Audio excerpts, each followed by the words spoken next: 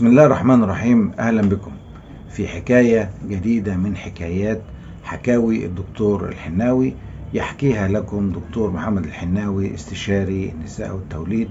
والحلقة النهاردة بعنوان حسد الزميل.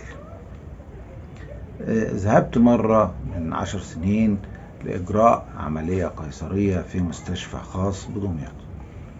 فوانا داخل المستشفى قابلت احد الزملاء، فقال لي انت جاي هنا ليه؟ قلت له عندي حالة عامل لها قيصرية. فطلعت فوق، لقيته طلع ورايا، دخلت قلنا هات الست اللي هتعمل العملية، ودخلت الأوضة العمليات وابتدأ دكتور التخدير يخدرها، وانا ابتديت اتعقم.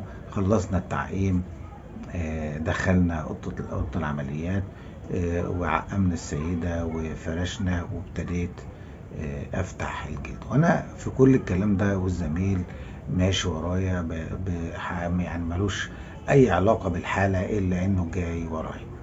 المهم بعد ما فتحت الجلد فوجئت بلمبة نايلون تبعد عن ترابيزة العمليات 2 متر، حصل فيها انفجار، فرقعت ونزلت زي البودرة، ولقيتها كلها في الجرح. ازاي ده حصل معرفش. المهم انا صعقت واضطربت جدا، فدكتور التخدير المساعد قال لي ما تقلقش خالص، الحمد لله احنا ما فتحناش الا الجلد بس، فان شاء الله هنغسل الموضوع ويرجع زي الاول.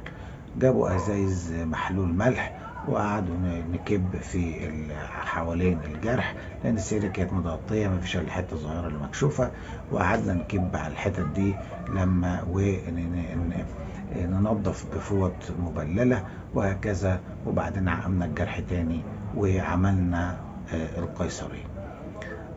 عملنا القيصريه لحد الاخر وتمت ان شاء الله بسلام، وتابعت الحاله عده شهور والحمد لله بقت كويسه. ولكن ده يورينا ان في فعلا عين او حسد لحد من الزمايل، لما بيقف او يوصلك في حاجة بيحصل مشكلة. والى حلقة اخرى.